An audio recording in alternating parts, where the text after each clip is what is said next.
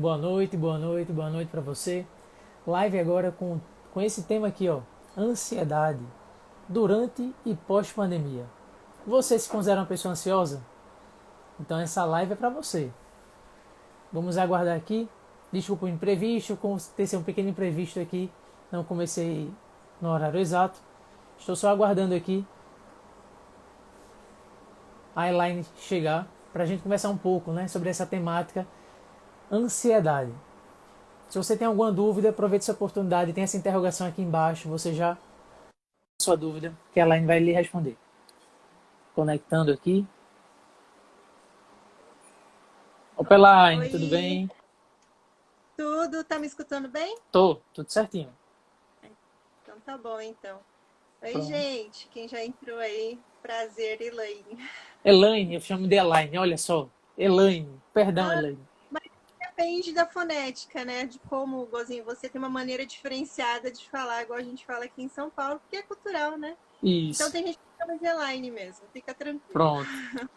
Elaine, pode se apresentar, fique à vontade. Como eu falo, a gente tem até conversado, essa temática realmente é uma temática que abrange, né, muitas pessoas. Então, pode ficar à vontade. É, realmente, né? Acho que a gente tá no momento em que as pessoas estão bem, podemos dizer assim, uma ansiedade de, às vezes, pessoas que não tinham acabou descobrindo que agora tem, ou desenvolveu, aquelas que tinham intensificou, né? A ansiedade, ela é uma enfermidade psíquica, né? Ela é uma doença que remete à saúde mental. E nas últimas décadas a gente tem escutado muito se falar sobre ansiedade, como também outros tipos de transtornos, né? Que está acometendo aí as pessoas. E ela vem crescendo conforme as circunstâncias vão acontecendo, e a gente percebe que dentro do sistema mundial que a gente vive, que a gente presencia, e que infelizmente acaba ligando lá a televisão e colocando no noticiário, sempre são notícias não tão boas assim, isso Isso. está fazendo com que as pessoas aumentem, né? A ter problemas de saúde. Então, ela compromete tanto o seu estado emocional, ela dá sofrimento emocional às pessoas, né? Ela também ela afeta a parte funcional de uma forma bem significativa. Então, ela altera o cotidiano e a rotina da pessoa. Isso é um dos fatores pelo qual as pessoas acabam se assustando um pouco, né? Sem saber o que fazer, que medidas tomar, né? Às vezes Isso. até os próprios familiares que estão ali perto. Então ela meio que ela assusta porque ela muda quase completamente a rotina de vida da pessoa. Isso. E como você bem mencionou, Elaine, a gente é tanta notícia ruim, né, que a gente liga a televisão hoje, até acompanha aqui, por exemplo, hoje, infelizmente aconteceu, né, essa tragédia lá esqueci o país agora, Líbano, né? No Líbano lá. Então, é tanta notícia ruim, já é uma pandemia aqui, é gafanhoto no sul, e a gente fica realmente aflito, né? Ligar o jornal, você já fica esperando uma notícia ruim, infelizmente. E realmente é um fator que nos deixa ansioso, né? Então, como é que a gente pode, por exemplo, Elaine, lidar com essa situação? Diante de tanta essas notícias, né, que nos pega de surpresa, o que é que a gente pode fazer? É, a ansiedade ela causa medo, né?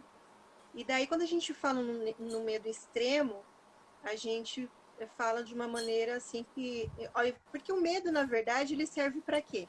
Ele serve para nos manter alerta.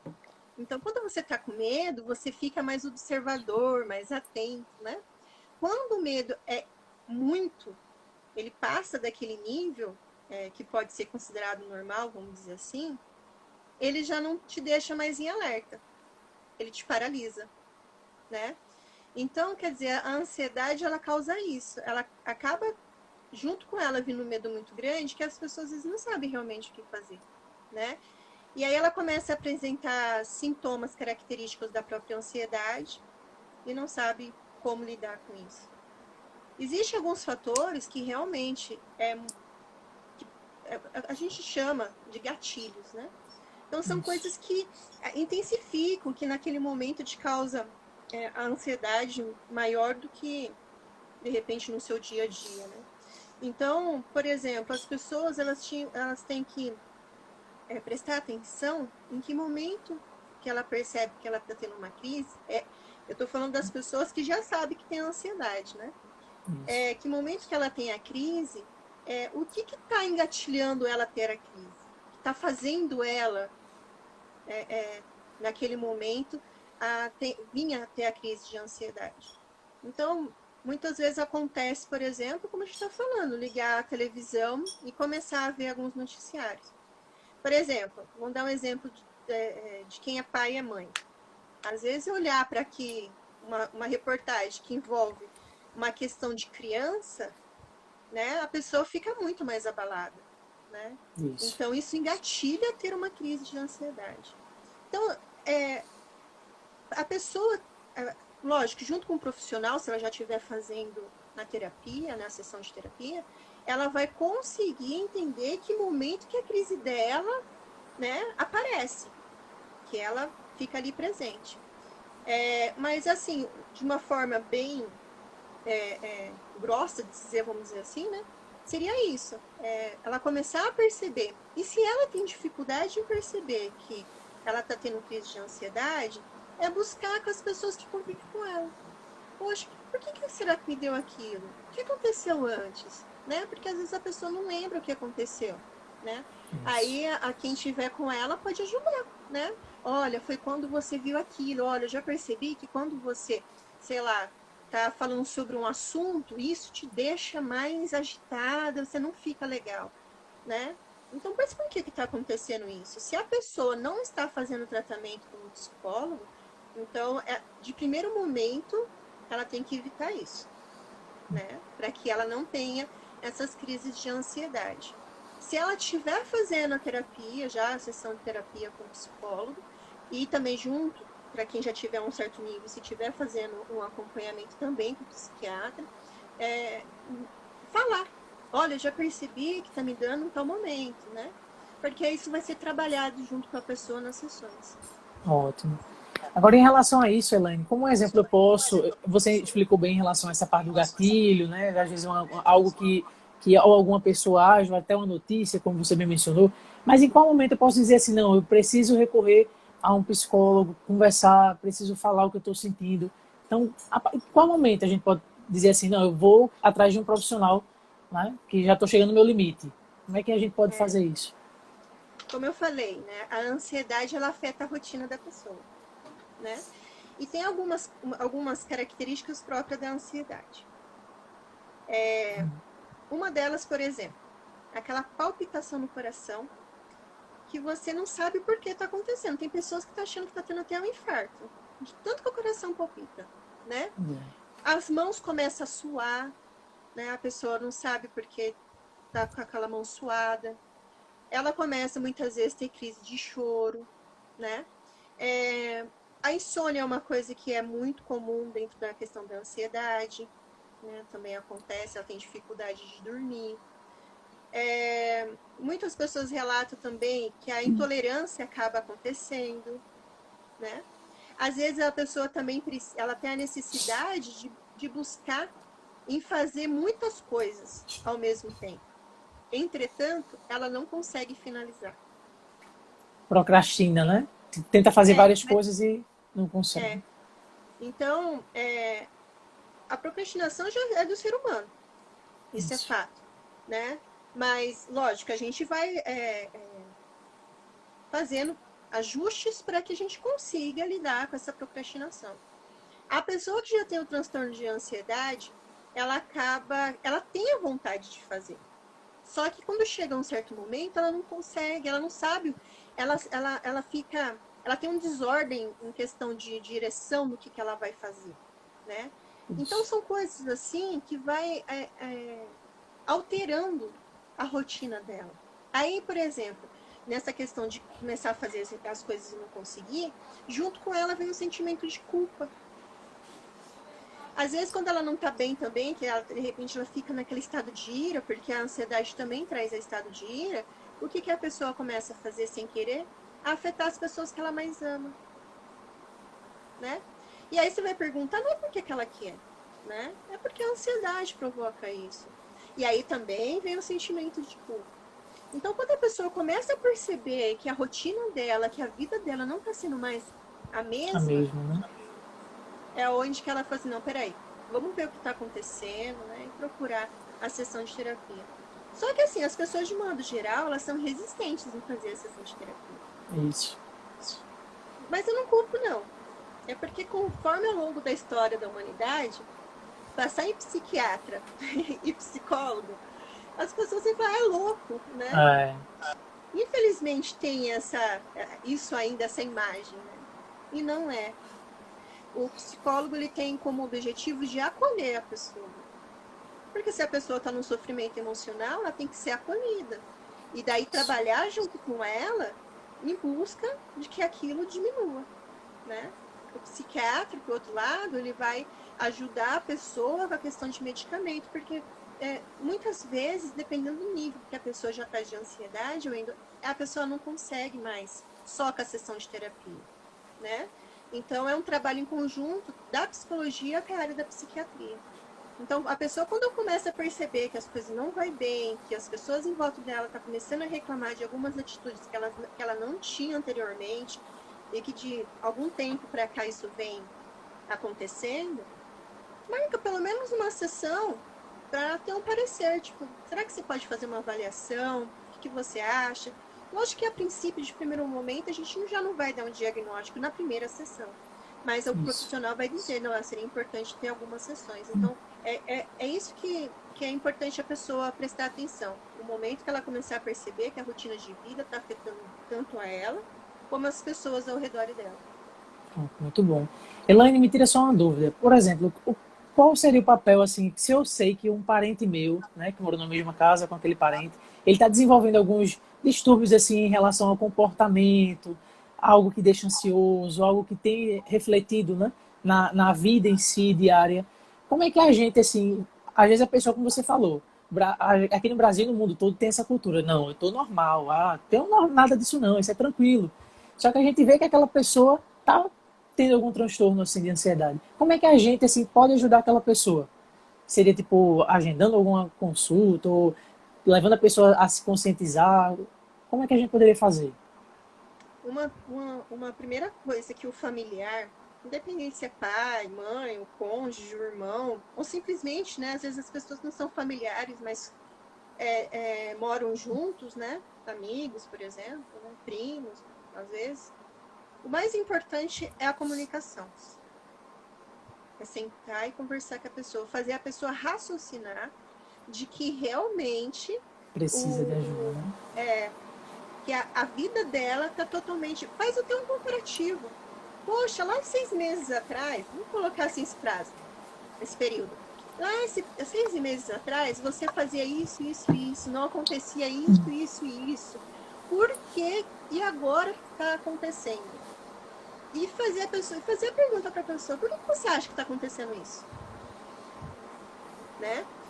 Porque é uma maneira da pessoa racionalizar de que ela realmente precisa de ajuda. Entendeu?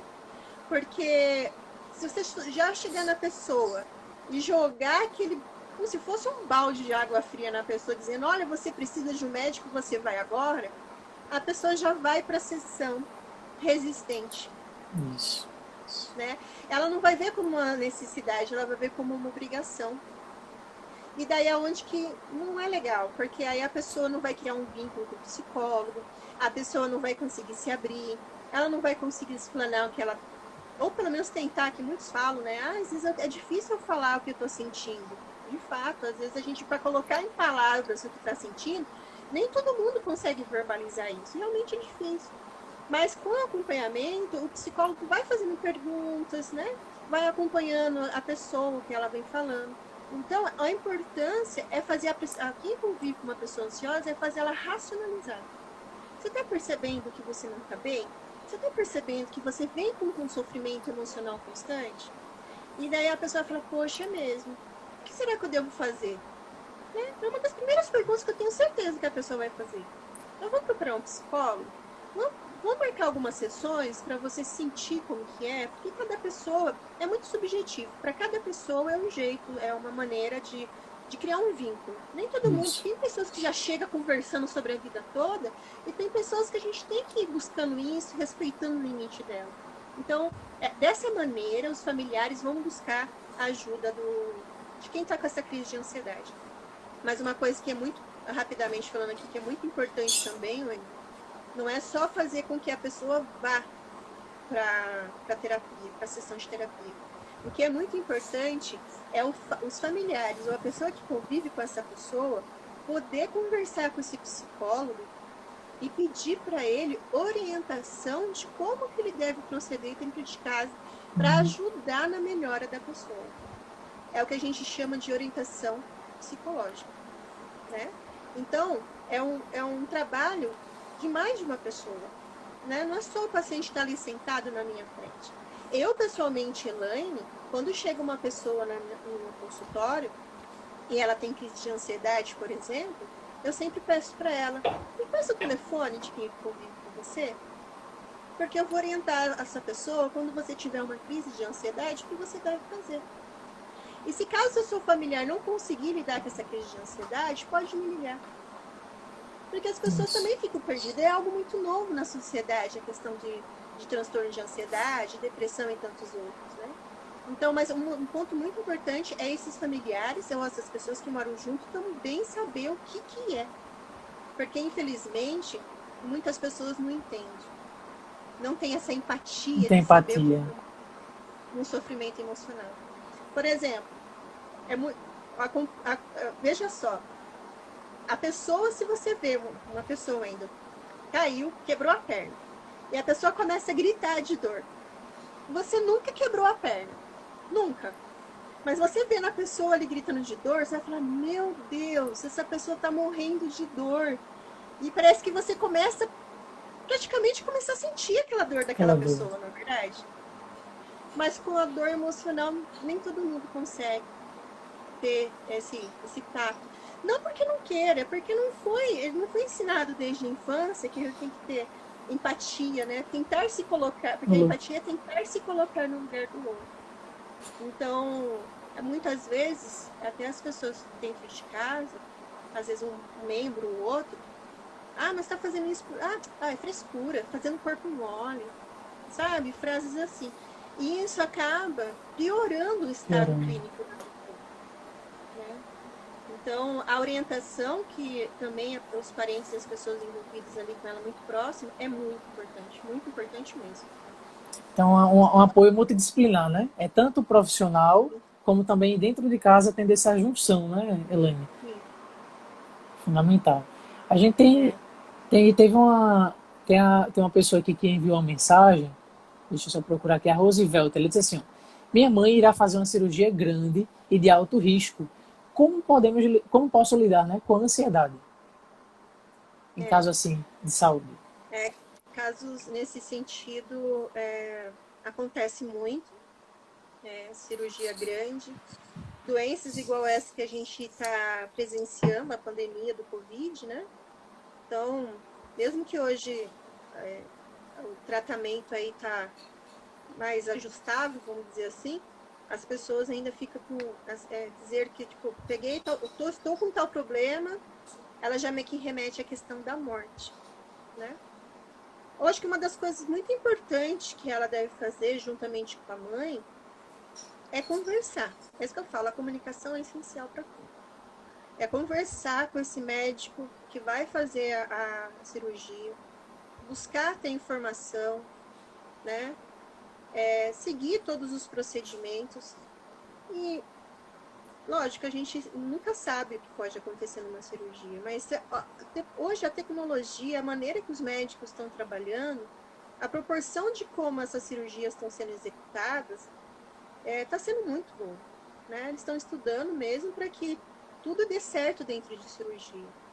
Então, é ter pensamento positivo, sempre procurar saber sobre o problema de saúde em questão que vai ser feito, né? Qual o quadro da pessoa, porque dentro de uma cirurgia existe um contexto variado, depende de cada pessoa, do organismo da pessoa, o que ela tem, o que ela não tem, né? E buscar ter essas informações mesmo. A ansiedade, ela vai acontecer até o momento que vai acontecer a cirurgia. Mas não pode trazer essa ansiedade, porque assim, existe a ansiedade que a gente tem na espera de um resultado de algo, né? Que é normal, né? Então a gente já tem expectativa de algo, a gente fica ansioso. O que não pode trazer essa ansiedade, mesmo nesse momento que ela for fazer a cirurgia, trazer a ansiedade como no contexto de depois ficar crônico, virar patológico, né? Mais sério, Isso vai né? prejudicar, aí se torna mais sério, lógico, né? Fazer um acompanhamento, como a gente está falando aqui. Mas é muito importante ela buscar informação até mais de um médico, de profissionais da área da saúde, né? Que já presenciou cirurgia desse tipo. E porque eu acho que assim ela vai ficar mais tranquila, né? Em saber que dentro de. Hoje, até cirurgia que a gente sabe que as pessoas fazem de transplante de coração, de rim. As cirurgias hoje em dia tão mais Mais tranquilas, né? Vamos tranquila, dizer né, assim. que antes. Os resultados são ótimos, os efeitos são ótimos. Então, é buscar essa informação para elas conseguir tranquilidade e ter o pensamento positivo aí que tudo vai dar certo. Ótimo. A gente tem uma outra pergunta aqui, que foi dos stories, né? Teve muita gente que mandou. E tem a pergunta aqui da Amanda. Ela disse assim, ó, o que você recomenda fazer, né, quando temos dificuldade para dormir por causa da ansiedade? É, como eu falei, né? A ansiedade traz insônia. Gente, uma das coisas, assim, lógico que a gente tem que. O que eu vou dar de dica aqui não vai ser uma coisa que você vai fazer hoje e que amanhã já vai trazer resultado. É algo que se vai se estender. Isso depende muito de cada pessoa. E se que a pessoa que for fazer perceber que ainda assim não está ajudando, então vai procurar o psiquiatra e dizer, olha, eu não estou bem, né? Se a pessoa já é diagnosticada, se a pessoa já, principalmente se ela já passa com um psicólogo, ela avisa, olha, não estou conseguindo dormir, porque até mesmo o psicólogo a gente faz laudo, a gente encaminha lá para os psiquiatras, para eles entenderem como está o nível emocional dessa pessoa, né?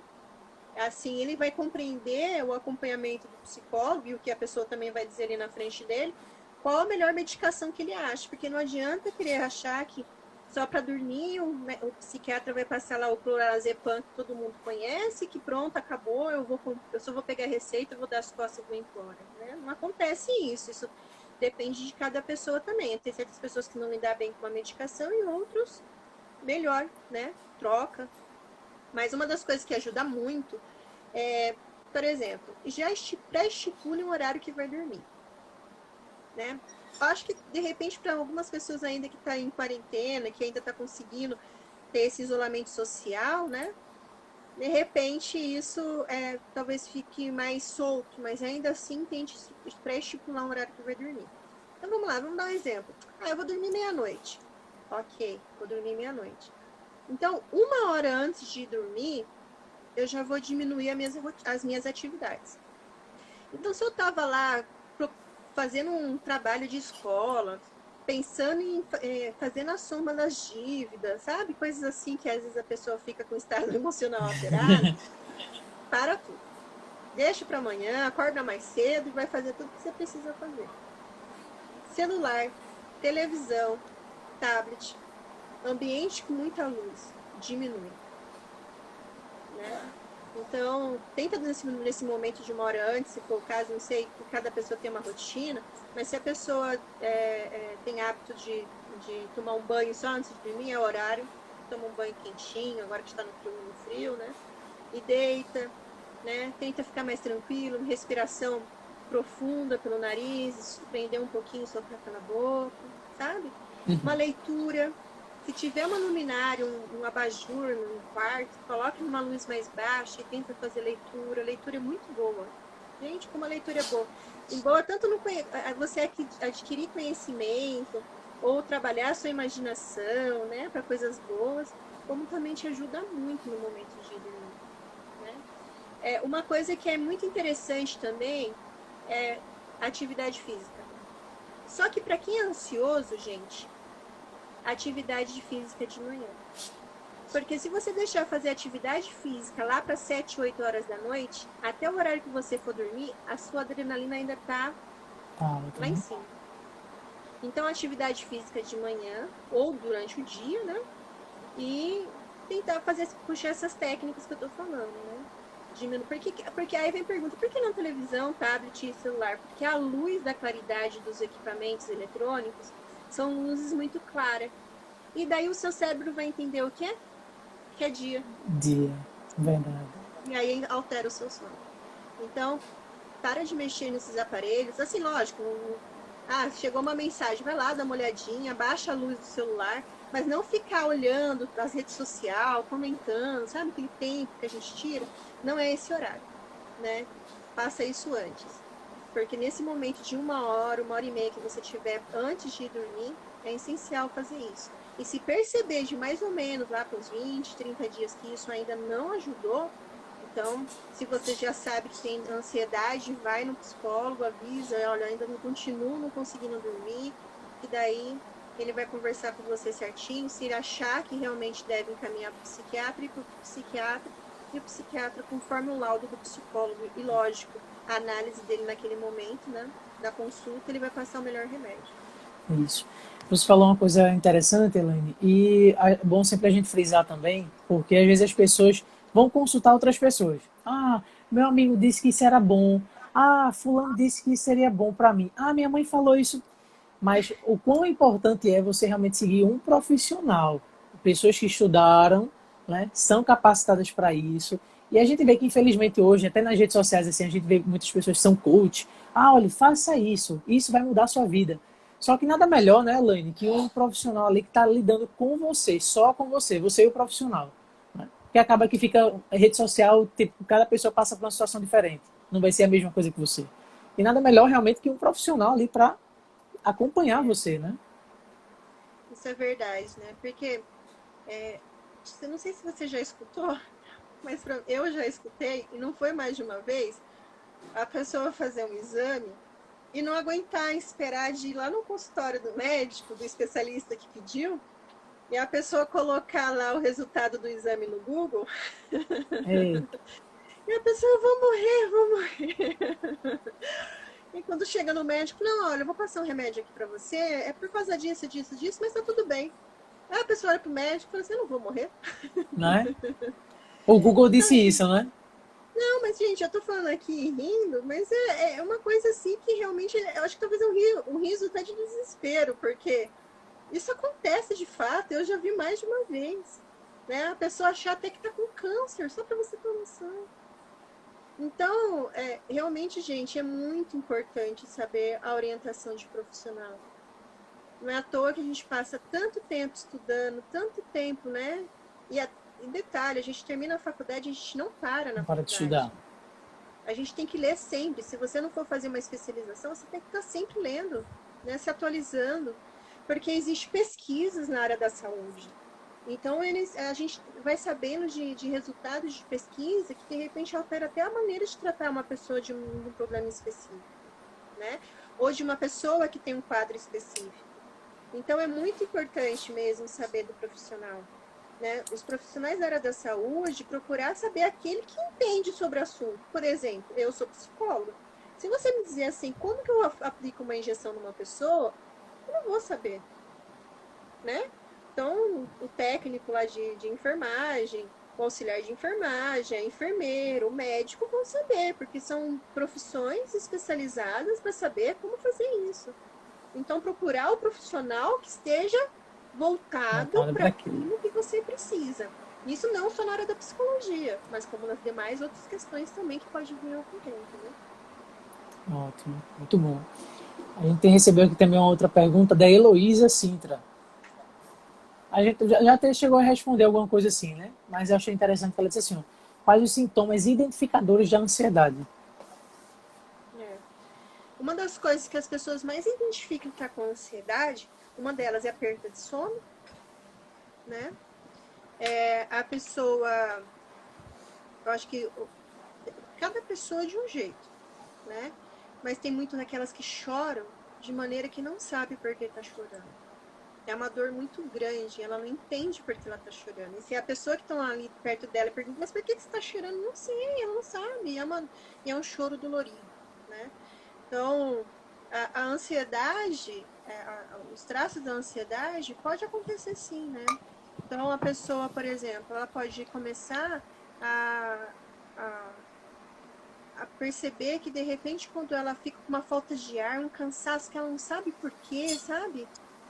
Um peso no peito, parece que ela levou um chute no peito, assim, sabe? Que ela tá perdendo o ar. Então, a pessoa não consegue entender por que ela tá tendo aquilo. Então, fora o que eu já falei, né? Que o batimento cardíaco aumenta, às vezes até a pressão cai, né?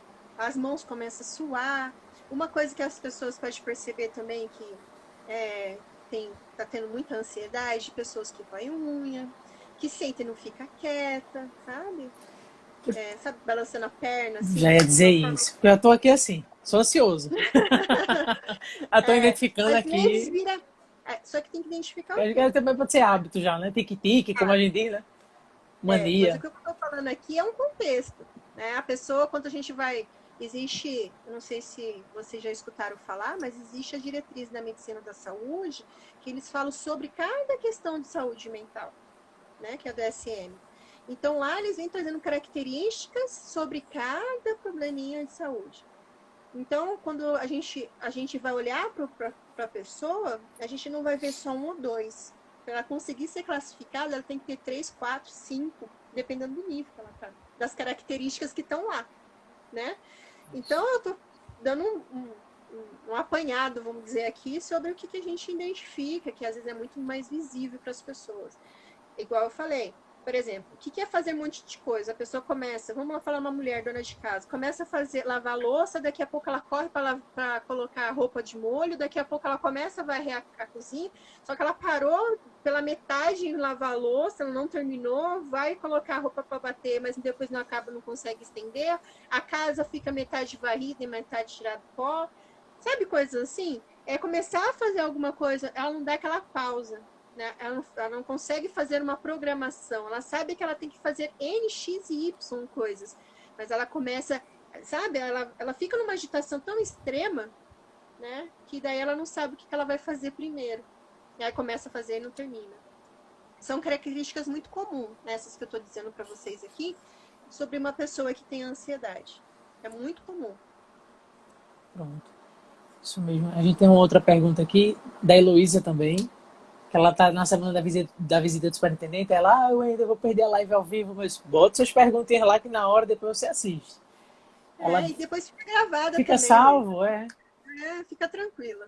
E Ela, depois também, quando a gente terminar aqui, eu vou deixar nos comentários para quem quiser o meu perfil, né? Porque daí se quiser me chamar lá no direct, eu respondo várias perguntas, sem pronto. problema nenhum. A gente já aproveita aqui, porque as pessoas que estão aqui, aí elas já podem clicar aqui em cima, aí tem a opção lá, visitar perfil. Aí você já acompanha lá o trabalho da Elaine, ela tem alguns conteúdos, participa também de algumas lives nessa temática, né? Tem alguns conteúdos muito bons. Então vocês vão lá, já vão acompanhando. Se tiver alguma dúvida, né? Já pode tirar com a Elaine. Só uma dúvida, aproveitando esse gancho, Elaine, em relação a algum atendimento assim à distância. Você também tem feito durante essa pandemia? Tem.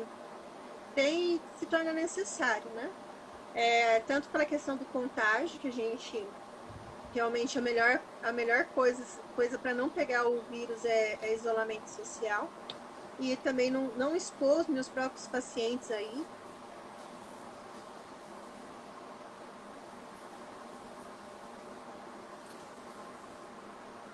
Fiz a conexão aqui. Elaine?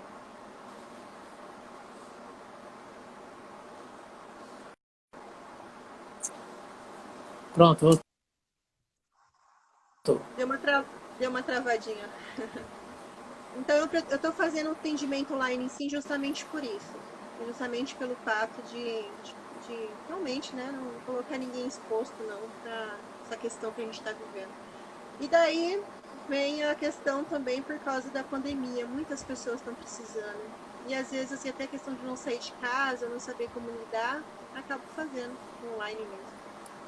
Pronto. Então você, ó, que deseja conhecer como funciona o trabalho da Elaine, pode aproveitar essa oportunidade de visitar aqui em cima, visita lá o perfil da Elaine, já passa a seguir ela, né, acompanhar o trabalho dela. Vocês vão gostar bastante.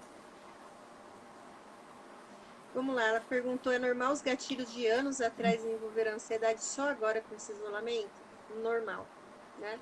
É como eu estava dizendo no início da live, né? Pessoas que não sabiam que tinha qualquer tipo de problema de saúde mental, né? Estão acabando descobrindo agora.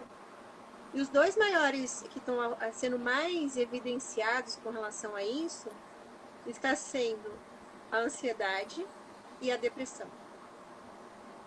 É os dois que está mais remetendo as pessoas aí, que as pessoas estão começando a ver que tem alguma coisa errada.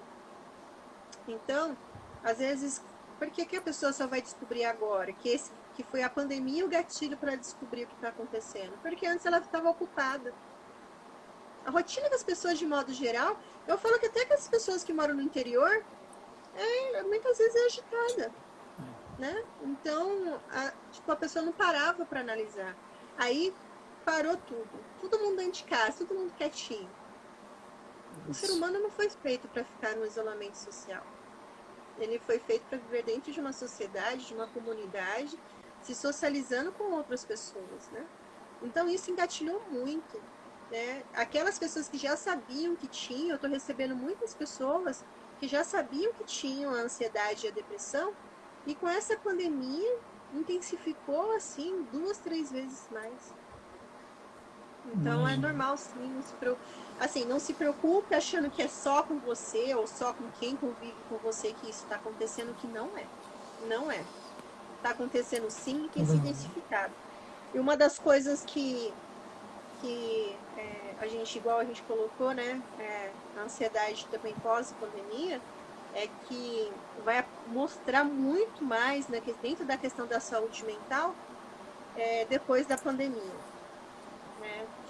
Já está sendo. Teve uma pesquisa feita pela Associação de Psiquiatria Brasileira de Psiquiatria, que mostrou que o aumento de atendimento foi de 47%, quase 48%.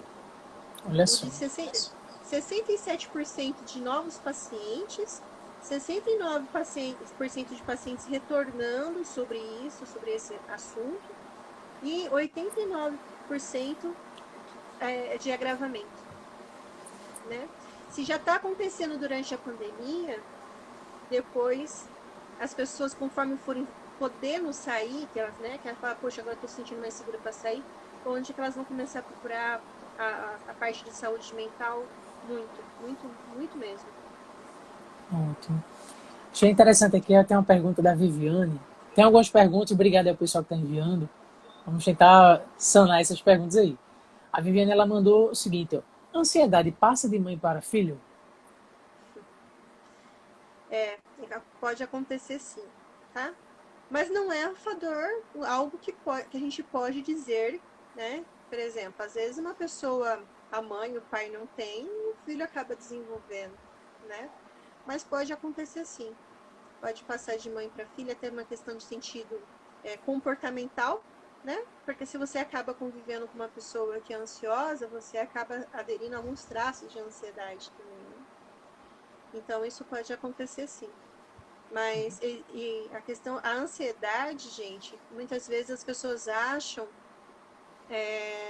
que a ansiedade ela só acontece em adultos.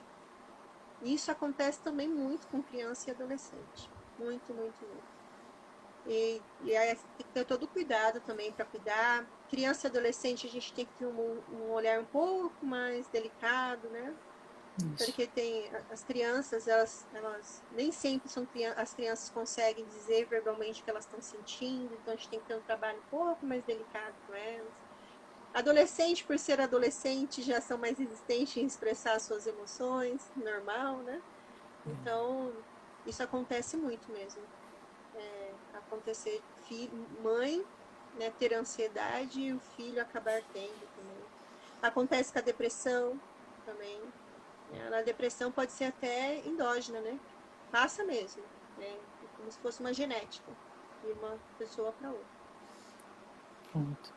Tem uma pergunta aqui da minha irmã, que ela está participando, as duas estão participando aí. Obrigadão, Bárbara e Bruna. Bárbara, ela disse o seguinte, ó. Detectar ansiedade nesse isolamento é muito complicado. Por isso é importante acompanhamento de uma psicóloga. Verdade. É bem por aí mesmo. Porque o psicólogo, assim, o que eu estou fazendo aqui, né, junto com o Wendel, essa live, é para só deixar informação de forma generalizada, né? Existe aquele acompanhamento da mesma. Veja bem, quando eu tenho um paciente na minha frente, eu não vou atender ele da mesma maneira que eu vou atender o próximo. E os dois podem ter ansiedade, os dois podem ter depressão. Então, o acompanhamento que eu faço é dentro do perfil da própria pessoa, né? Então, eu vou acompanhar essa pessoa, o jeito que ela é, o jeito que ela, a dinâmica de vida que ela tem. Cada ser é uma pessoa diferente, né? É único. Então, aqui eu tô dando dicas, né, para as pessoas de repente, poxa, eu acho que de repente agora eu preciso procurar um psicólogo, né? Preciso ter um acompanhamento mais de perto. Mas não significa também, gente, que já vai chegar lá no psicólogo, acho que eu tô com ansiedade, né? Ela tá acontecendo, via lá a live, deixa o psicólogo ver isso, né? Dê um acompanhamento. Às vezes é uma rotina de vida que você tem mesmo, é algo que você já tem de perfil como uma pessoa. Então, vai no psicólogo, né? Espera ele ter esse olhar.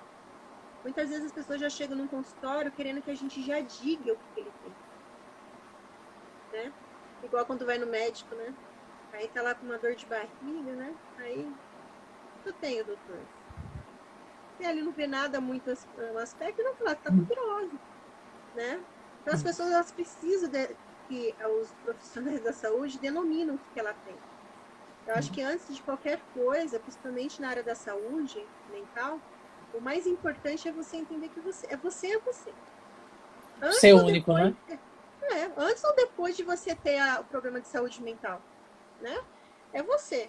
Então, a questão do nome dado a gente está falando de transtorno de ansiedade é importante mais para o profissional para saber qual o tipo de acompanhamento que ele vai dar, do que propriamente muitas vezes para a pessoa, né? A menos que ela tenha, por exemplo, ela fica num estado de nervosismo muito forte, né? Falta de ar muito alta, e que de repente ela precisa ir até o hospital e falar assim, olha, eu preciso de uma injeção, né? Alguém vai com ela, olha, eu não tô passando mal, tô tendo uma crise de ansiedade, chegar lá eles dão um calmante para a pessoa, vai dizer assim, ah, poxa, então eu tenho ansiedade. Mas em caso contrário, gente, a vida toca, a vida vai em frente. Então, deixa essa questão do nome dado para o profissional e vocês só seguindo a orientação que é dada para que vocês tenham qualidade de vida. É isso que é importante. Isso. Tem uma pergunta aqui que eu acho bem interessante do Gabriel. Gabriel Vieira, ele disse assim, ó, a ansiedade pode atrapalhar em um relacionamento matrimonial? Pode. Pode, mas como que eu disse, né?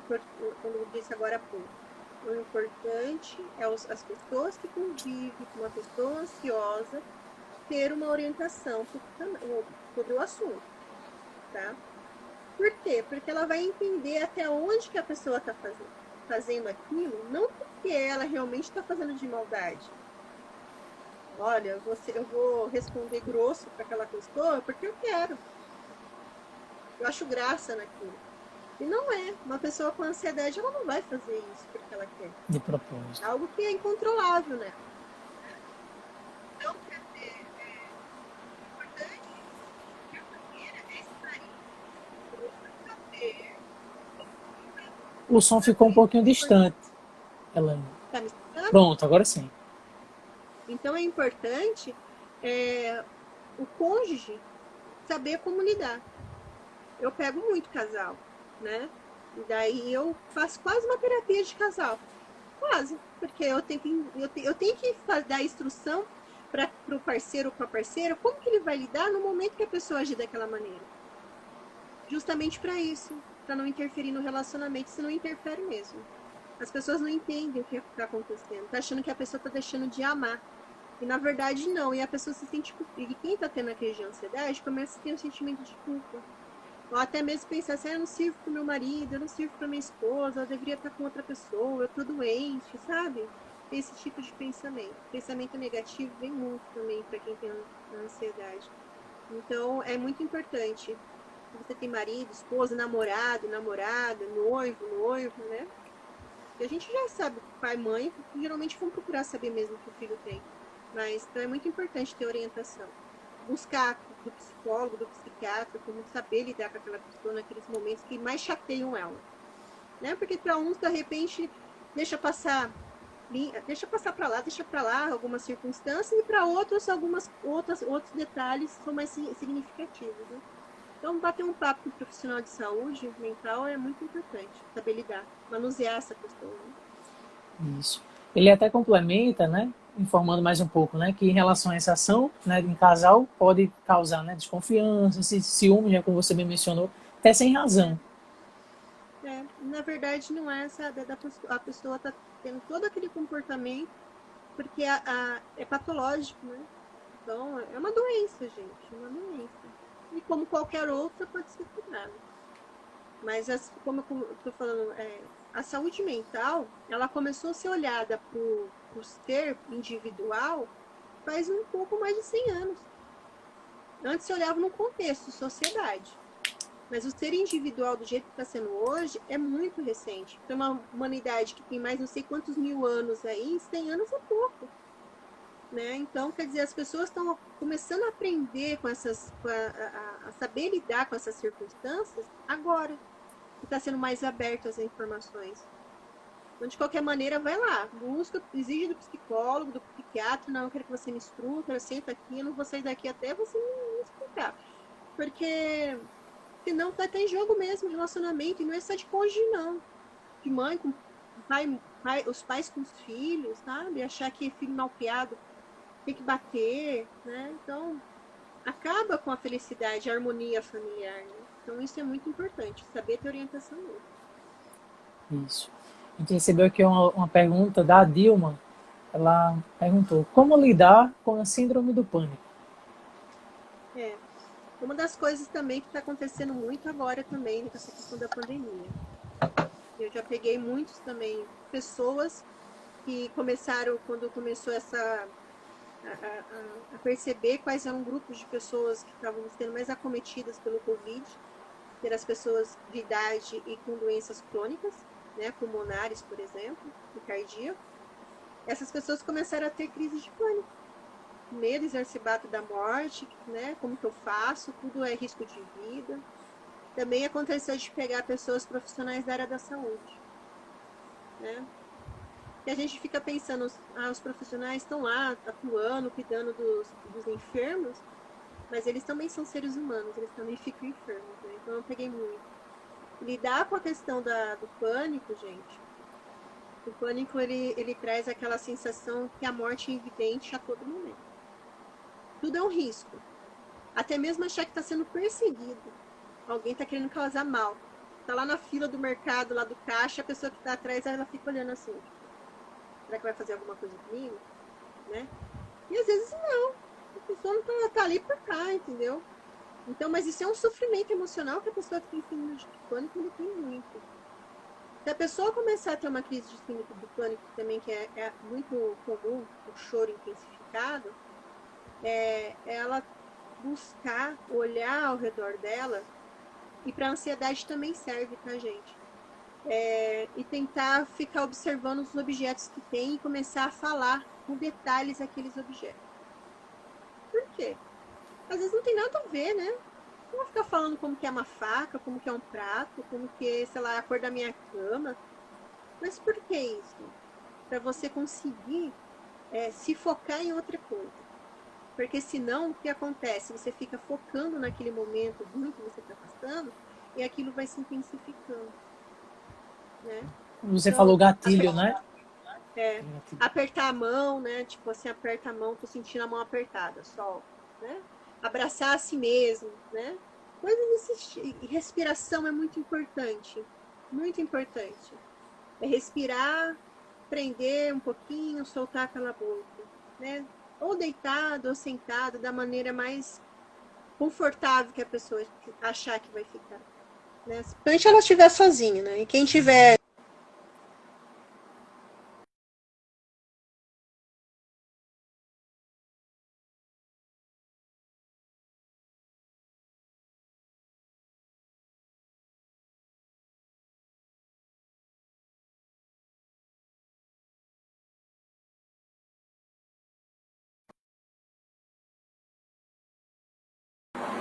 Voltou? Eu tô aqui, tá me escutando? Pronto, tô sim, tô sim. Eu acho Deve que ter aqui, tendo... aqui eu, Então, é importante quem também estiver do lado fazer isso, começar a conversar sobre assunto aleatório, sabe? Aqueles assuntos nada a ver, justamente para a pessoa não ficar focando no que ela está passando naquele momento. É como se fosse tentar driblar a crise que ela está tendo, sabe? Então isso ajuda muito. E não menos importante também, a síndrome do pânico também tem que ser acompanhada, gente.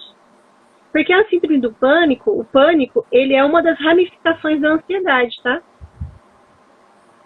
Então é muito importante. muito bom, né? Realmente seguir, né? Por exemplo, você vê que tem tá tendo esse sintoma, né? Síndrome do pânico, realmente recorrer, né? A um profissional. Sim. Tem aqui, tem aqui uma pergunta da Duda Melim, Alves Duda Melim. A ansiedade pode ter o cansaço espiritual ou físico? É. Não entendi Oi, muito, Duda. mas deu para entender, né? Eu conheço a Duda. Eu falo que é a minha Conhece? menininha. Duda. A ansiedade, o estado emocional, ele pode ter um cansaço em tudo, né? Ele vai afetar seu físico achando que você tá com, sabe aquele corpo pesado, igual quando você tá com gripe, que parece que você não vai sair da cama, que parece que tem 100 quilos em cima de você?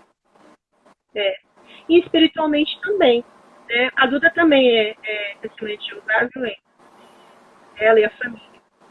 Então, isso também pode afetar, assim, né? Por isso que é importante que hoje, uma das coisas que é muito importante é ter esse acompanhamento conjunto, né? Então, as pessoas que convivem com você também podem te ajudar, né?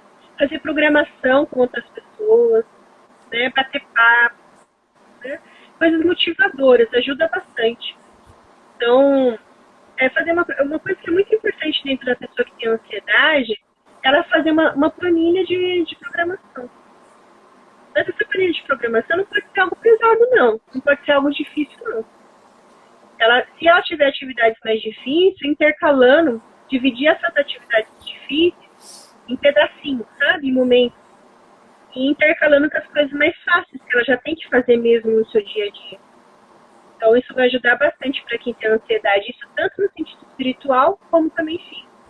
Então, é muito importante mesmo, que faz essa programação. E peça ajuda. Gente, é muito importante você pedir ajuda para quem está do seu lado. Muito importante. Para ajudar nessa programação, o que deve fazer, saber que também não vai dar certo algumas coisas nessa programação, ter espaço de tempo para você também poder descansar. São fatores importantíssimos. Muito bom. Por conta do tempo, que a menina é muito bom falar com uma profissional, a pessoa que entende, a gente deve tentar tirar todas as dúvidas, né? Mas a gente está aqui por conta do tempo, né? Já estamos em 53 minutos aqui de live. Essa pergunta aqui é realmente como uma chave, né? Realmente para o final. A Natália, né? Natália diz, ela mandou: qual é o melhor modo para nós lidarmos com o medo de sair? Por exemplo, está normalizando a situação, né? Entre aspas, não normalizando casos, normalizando a abertura, né? De algumas atividades. Em relação a esse medo, como é que a gente, assim, medo, vou sair ou não saio? Como é que a gente pode lidar, Elaine, em relação a isso? Bem, se for sair, sempre faz um questionário de perguntas assim. Para que estou saindo? Né? Qual a importância de estar saindo de casa nesse momento, já que a gente está dentro ainda da pandemia, né? Tudo bem, eu vou precisar sair. Quais são os lugares que eu preciso? Pega uma folha de caderno, gente, e faça o roteirinho que você vai precisar fazer. Então, porque isso vai te deixar mais seguro e você não ficar perdido, aleatório no meio da rua, né? Se eu vou para a direita, se eu vou para a esquerda, e aí começa aquele medo, será que aquela pessoa deu uma tossida do meu lado, será que está com Covid, né? Acontece, é fato, gente, isso acontece com todo mundo. Então, é fazer um roteiro. Se você se sentir mais confortável, né, e se tiver alguém para ir com você, para quem tem ansiedade e pânico, é muito importante, né? Porque se caso tiver uma crise de pânico ou de ansiedade no meio da rua, pelo menos você sabe que você está sendo acolhida por um rostinho que você conhece, que sabe que vai te dar todo o acolhimento possível. Mas se você não pode ir com alguém, não tem como ir alguém, faça essa programação, né? E obedeça ela. A menos que tenha, se você veja no meio do caminho que é mais interessante mudar algum roteiro. Mas aí você está dentro daquele esqueminha que você fez. Isso te traz confiança, porque é você que está controlando a situação. Entendeu? Isso. Muito bom. Rapaz, a gente já ia prosseguir. Aí a Ruth mandou a pergunta. Ó. E quando vem por causa, no caso da ansiedade, por causa de medicamentos que se usa para outras patologias? Isso acontece também. Né? A ansiedade pode vir por causa de medicamento, abuso em álcool e drogas. Né? Acaba intensificando. Quando for assim, busque o mais próximo com o médico que você está fazendo o acompanhamento, a possibilidade de trocar a medicação. Se ainda não tiver essa possibilidade, se o medicamento que você toma não é da área da saúde mental e está te causando ansiedade, você pede para o médico que você está fazendo acompanhamento desse tratamento médico, né, desse problema de saúde, fazer um laudo para você, relatando todo o seu caso, e você vai até um psiquiatra e fala para o psiquiatra, ó, tem tal problema de saúde, o medicamento X está me causando ansiedade, não sei como lidar com isso, o médico falou que não dá para trocar. Teria alguma medicamento que eu posso tomar em conjunto para diminuir essa ansiedade que eu estou tendo devido a essa medicação? Então, esse acompanhamento é muito importante. Então, vai lá, pede para o seu médico especialista aí